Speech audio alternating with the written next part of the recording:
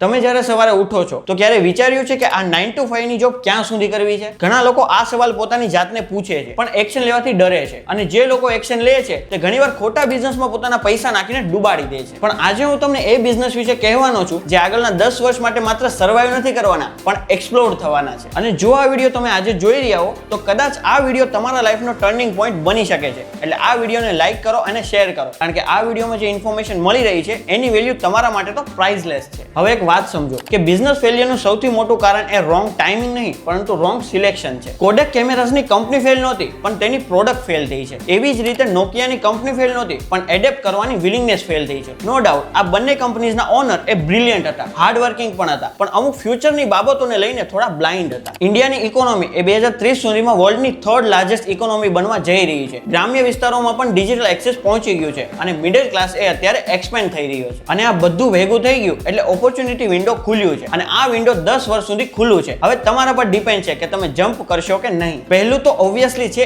AI એટલે કે artificial intelligence. ઘણા લોકો આ વર્ડ સાંભળીને ડરે છે. AI આપની જોબ લઈ લેશે, પણ સ્માર્ટ લોકો આ જ AI ને ટૂલ્સ તરીકે યુઝ કરે છે અને લોકોની જોબ પૂરી પાડે છે અને લાખો રૂપિયા કમાઈ રહ્યા છે. AI based powered marketing, AI based chatbot setup for small businesses, AI based video editing, AI based content creation, આ બધી સર્વિસીસની ડિમાન્ડ અત્યારે ખૂબ જ ઝડપથી વધી રહી છે. વધારેમાં જો તમે AI ફિલ્મિંગ શીખી જાઓ છો તો સમજો કે આગળના અંબાણી તમે જ છો, કારણ કે મોટી કંપનીઓને પણ એડ ફિલ્મ્સના લાખો કરોડો ખર્ચવા નથી, પણ જો કોઈની પાસે AI બેઝડ સ્ટુડિયો સેટઅપ હોય તો. હવે કોવિડ પછી ઇન્ડિયાના દરેક ઘરમાં હેલ્થ કોન્શિયસ થિંકિંગ આવી ગઈ છે. ઓર્ગેનિક ફૂડ, યોગા, સપ્લિમેન્ટ અને આયુર્વેદિક પ્રોડક્ટ એ માર્કેટ 2030 સુધીમાં $100 બિલિયન ક્રોસ કરવાનું છે. હવે વિચારો, ઘર homemade herbal products, online fitness coaching અને ન્યુટ્રિશન કન્સલ્ટિંગ, આવા બિઝનેસીસ એ ઓછા ઇન્વેસ્ટમેન્ટમાં સ્ટાર્ટ થઈ શકે છે. અને સૌથી ઇમ્પોર્ટન્ટ વાત એ છે કે આ બિઝનેસમાં ટ્રસ્ટ સેલ થાય છે. જો તમે કોઈ પણ કારણોસર લોકોના ટ્રસ્ટ બિલ્ડ કરી લો છો તો તમે સક્સેસફુલ છો, અને આ બિઝનેસને લોંગ ટર્મ બિઝનેસ કરતા કોઈ નહીં રોકી શકે. હવે ઘરે લોકોમાં ઓથેન્ટિક,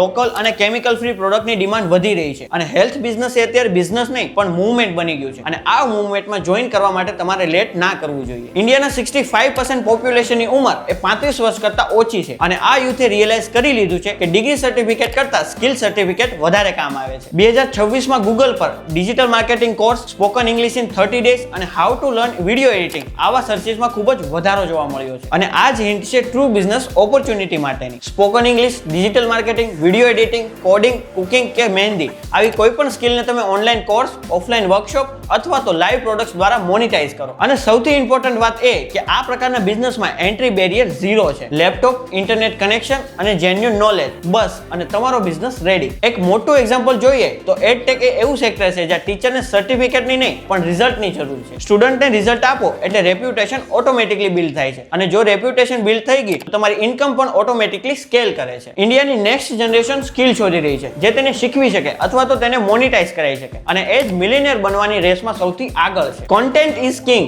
બિલ ગેટ્સે આ વાક્ય 1996માં કહ્યું હતું જ્યારે કોન્ટેન્ટ ક્રિએશન પ્રોપર જન્મ્યું પણ નહોતું. પણ 2026માં content is kingdom. Instagram reels, YouTube અને પોડકાસ્ટ જેવી ક્રિએટર ઇકોનોમી એ $1 બિલિયન ની ઇન્ડસ્ટ્રી બની ચૂકી છે. ફેશન, કુકિંગ, ટ્રાવેલ, કોમેડી કે મોટિવેશન, કોન્ટેન્ટ ક્રિએટર એ ગમે તે રીતે અને ગમે ત્યાંથી પૈસા કમાઈ શકે છે. આ ડેકેડની મોસ્ટ પાવરફુલ એસેટ છે કોન્ટેન્ટ. ઘણા પેરેન્ટ્સ કહે છે કે ફોન મૂકો, પણ સ્માર્ટ પેરેન્ટ્સ વિચારે છે કે ફોન ઉઠાવો અને બિઝનેસ બનાવો. ભાઈ એક વાત કહું, ઇન્ડિયા એ એગ્રીકલ્ચરલ કન્ટ્રી છે, અને આ વસ્તુ આપણે નાનપણથી સાંભળીએ છીએ. પણ મોટો સવાલ એ છે કે ઇન્ડિયા આટલું મોટું એગ્રીકલ્ચરલ ઇકોનોમી હોવા છતાં ખેડૂત ગરીબ કેમ છે? આના મેજર 3 રીઝન છે: ટેકનોલોજીનો અભાવ, મિડલમેનનું શોષણ અને માર્કેટ સુધીનું ડાયરેક્ટ એક્સેસ ન મળવાનું. અને બરોબર વિચારો કે આ જ પ્રોબ્લેમ એ નેક્સ્ટ ડેકેડની સૌથી મોટી ઓપોર્ચ્યુનિટી છે. હવે વિચારો, ડ્રોનથી ખેતરમાં દવા છાંટવાની સર્વિસ, ઓર્ગેનિક ફાર્મિંગના પ્રોડક્ટ્સનું ડાયરેક્ટ એક્સપોર્ટ અને ફાર્મ ટુ ટેબલની સર્વિસ, એટલે કે ખેડૂતના ખેતરથી કસ્ટમરના ઘર સુધીની ડાયરેક્ટ ડિલિવરી. વધારેમાં કોલ્ડ સ્ટોરેજનું રેન્ટલ સર્વિસ અને એગ્રી બેઝડ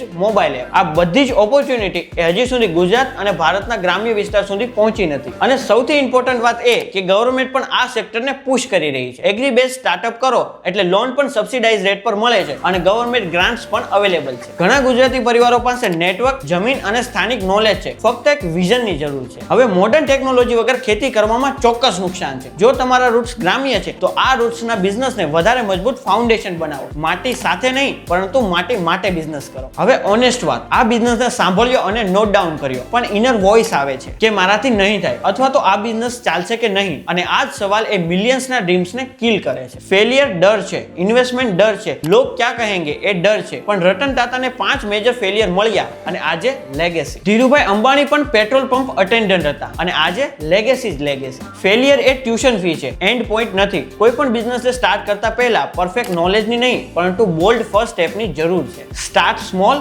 થિંક બિગ અને સ્કેલ ફાસ્ટ. 10 વર્ષ પછી કાશ બોલવું છે કે થેન્ક ગોડ, એ ચોઇસ તમારી છે. અને હા, જો કોઈ પણ બિઝનેસ કરો તો તે બિઝનેસની સંપૂર્ણ જાણકારી અને ડીપ રિસર્ચ હોવું ખૂબ જ જરૂરી છે. જો આ વિડીયો તમે YouTube પર જોઈ રહ્યા હો તો ગુજરાતી મની મેટરને સબસ્ક્રાઇબ કરી લેજો, અને જો આ વિડીયો તમે Facebook પર જોઈ રહ્યા હો તો મારા Facebook પેજને ફોલો કરી લેજો, અને કોમેન્ટમાં જણાવજો કે આગળ પૈસા રિલેટેડ તમારે કયો વિડીયો જોવો છે.